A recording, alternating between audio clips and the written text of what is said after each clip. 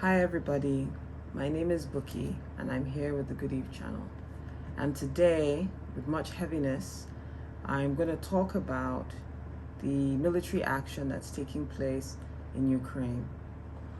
Now, as a money coach, I often share topics with a little bit of joy, a little bit of humor. But there's nothing humorous about what's going on now. You know, two world powers are fighting in Africa. In Nigeria, we have a saying.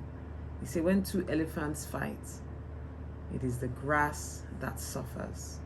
And unfortunately, Ukraine is the grass that's going to suffer in this battle for supremacy. Now, on the 24th of February, Russia took military action which required their military to enter the sovereign space of Ukraine with a goal, they said, to demilitarize and denazify Ukraine. There's been tension between these two countries even before 2014, which eventually resulted in the annexation of Crimea from Ukraine to Russia. The current crisis was triggered over Ukraine's desire to stem breakaway states who have stronger ties with Russia. And in order to do that, they had been applying very aggressively and openly, lobbying to join NATO, the North Atlantic Treaty Organization, which is a military treaty. And as a member of NATO, they would be part and enjoy protection from NATO, but would also be required, if determined by NATO, to host and house military bases within Ukraine. Understandably, this was unacceptable to Russia, as nobody wants an enemy right at their door within shooting range. And as a result, they took action on the 24th of February to demilitarize Ukraine and, as they also said, also denazify Ukraine. Since the 24th of February, there's been a lot of shelling. There have been many bombs dropped, a lot of destruction. Russia claims that they're targeting primarily and exclusively military targets. So what I want to talk about in this video today, and this is a bit personal for me because I actually have a young family member who's attending university in Ternopil in Ukraine. He's 18 years old and I'm terrified for him. And I hope that he's able to get out and get to safety. He's been sharing with me a lot of what's been going on in Ukraine on the ground. There's a lot of people trying to flee. Train services are not working. Air services are not working. Even other Nigerian students who've been trying to leave the country for the last few days, flights have been canceled because, in quote, anything that's flying will be shot down either by the Ukrainians or the Russians. So one of the issues that I'd like to talk about, bringing it to be relevant to my space, is what are the money lessons, financial lessons that as an individual you can learn from the Russia-Ukraine crisis. And I say this because the truth is, in life, there's so much we can't control. And so there's some lessons that we need to bear in mind and keep in our minds for future. And there's some lessons that can help us to take action today. So some of this will be philosophical. Some of it will be action points and clear actions that we can take. So the first lesson I'd like to share when I was reflecting is life is unpredictable. You know, sometimes when I enjoy and in fun, with a lot of humor, encourage us to save, to invest, to find ways to really build up a war chest, have an emergency fund, it can seem like, well, I've had emergencies in my life before and I've always been able to have someone help me. So really, is this necessary? Is it needful? You know, that old saying that we grew up with, you know, you should save for a rainy day. The truth is, you need to save for so many things because life is unpredictable. It could be a health crisis. It could be a divorce. It could be an illness. It could be a robbery. It could be so many different things. And sometimes it could be sectional violence or war. And bearing that in mind, it's why when we talk about diversification is not just holding different types of assets. It can be also holding assets in different countries. And I've talked about this in some of my videos previously. So, but the first fundamental philosophical fact is understanding that life is unpredictable and we must save for a rainy day because we can't know when we will need money. But we do know something will happen in our lifetime, multiple times where we require large sums of money. And the purpose of money is it's a tool. It's a tool that can be used to save us. It can be used to protect us. It can be used to change our lives. So definitely, I don't pray that there will ever be crisis like this in Nigeria or in the US, but the truth is sometimes it can be regional. It may not apply to everybody. The second thing I'd like to talk about in terms of another money lesson is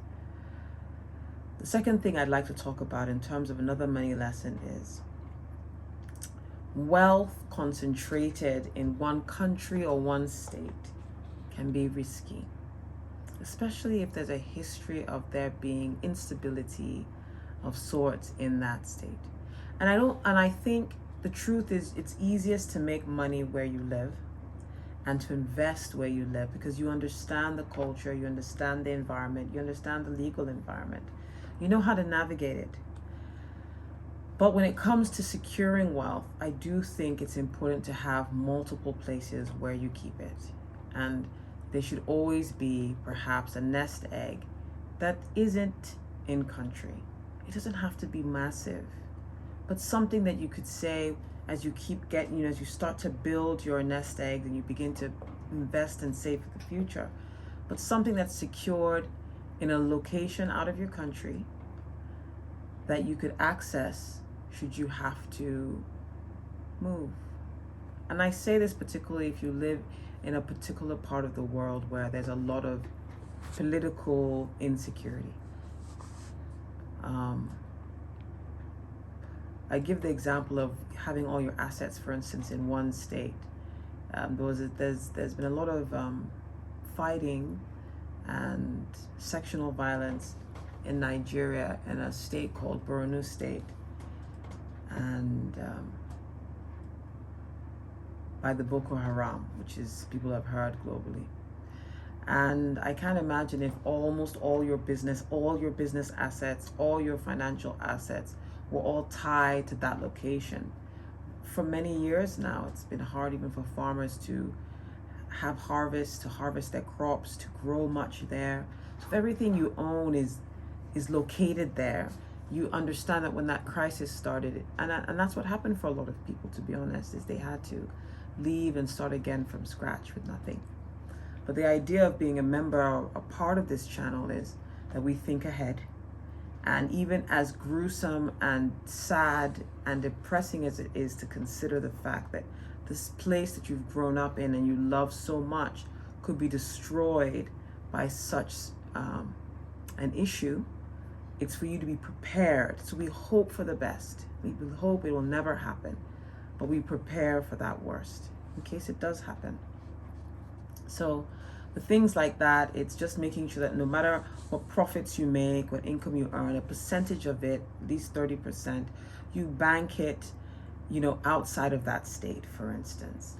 And it can be a very conservative investment. It could be just in, bonds that are giving you a good rate.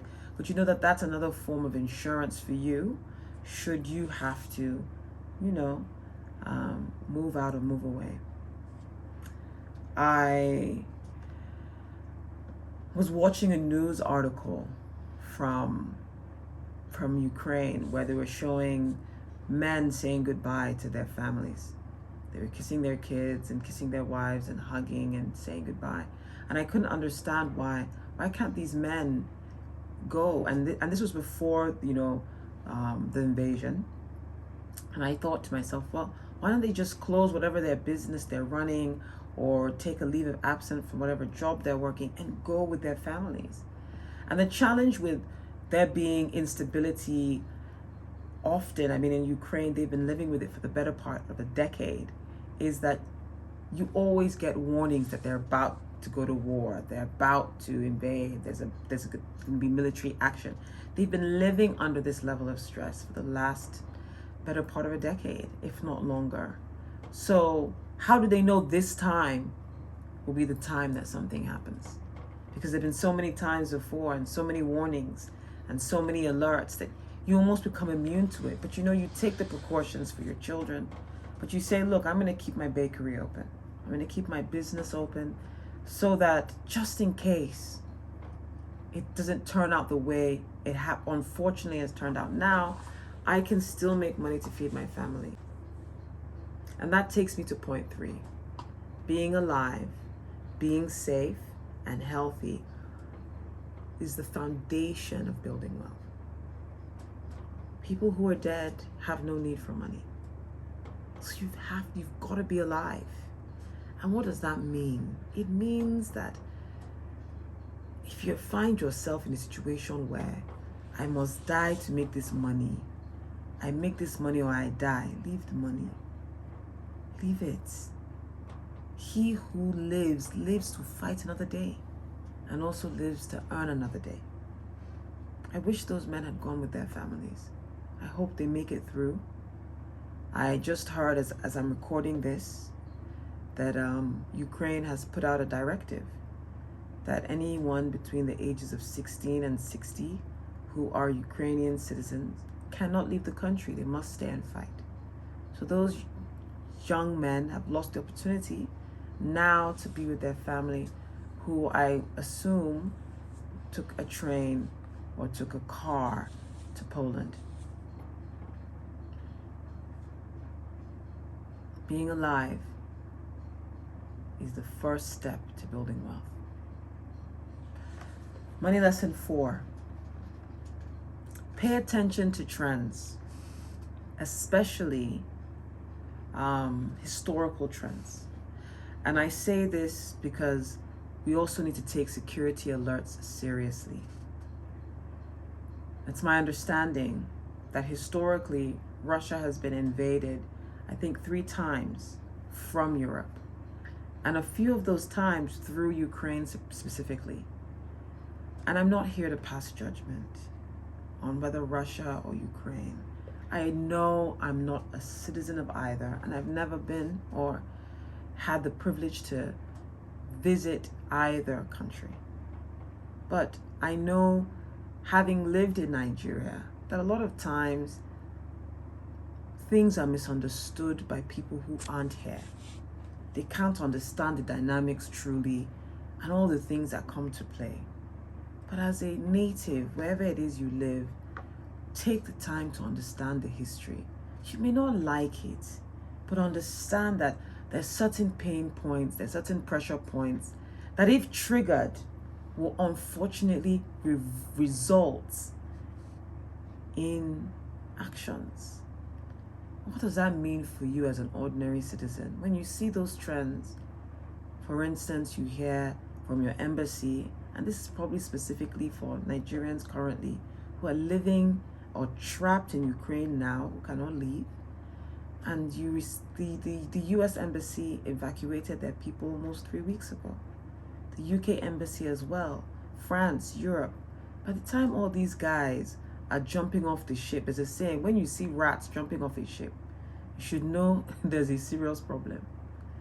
When all these European powers who love money are fleeing a hot pot, a juicy pot like Ukraine, from which they make much, and they gain a lot, you have no business remaining there. Get to a vantage point of safety, even if it's just the next country over, Poland, where at least you have a bit of insulation before action escalates. That gives you opportunity to go back to your home country, or if nothing happens, to return back to school or back to work or whatnot. Life is most important above all else. I can't say it enough. A Nigerian dying in Ukraine today does not help either side. It will not help Russia, it will not help Ukraine. So please, wherever you are today, be safe. It's very important. My fifth final point is, and this applies, we saw it in COVID, in Nigeria, we saw it during the EndSARS protests where at a point the whole country was on lockdown. We've seen it during elections. Always have a stash of cash. Because right now, for instance, and it's expected, banks will not open after a certain period of time. So the ATMs will run out of money. I've tried, for instance, to do some transfers to my family member who is in the Ukraine. And a lot of the transfer services that we usually patronize have not been working. I don't know how much longer the internet will work, how much longer we'll be able to gain access to people that we know there. So it's really important at that stage to have cash, to have consumables when you see certain trends. So it's not foolish every time there's election. I always do it too. I make sure I have at least some cash. I make sure I have food items in the house. I make sure I have canned items. I remember when COVID and EndSARS, during both of those situations, I didn't just buy fresh items. I bought a lot of canned food, canned tomatoes, plum tomatoes. I bought a lot of canned items, canned vegetables, canned, different, even canned meats. Because God forbid, if a situation occurs where you're not able to get to a fresh market, you want to have the peace of mind to know that you'll be able to survive. You'll be able to remain alive. These are the times, unfortunate, that we're living in. And money is required in order to set up all these things. Always remember, saving for a rainy day is not just, it's disrupting my style. YOLO, I only live once. I want to live my life. There's always a balance to things. I'm not asking you to live in fear. Definitely not. But I'm saying, when it's time to switch into protective mode, we should be quick to make the transition. Sorry for the sober tone today, but really it has just been quite heartbreaking. I'm very concerned for him. And I just want to ask that you keep him in your prayers and you keep other Nigerians who are there right now doing their best to stay alive. I ask that you keep them in your prayers too today. As I always say, please remain humble and let's learn. Bye for now.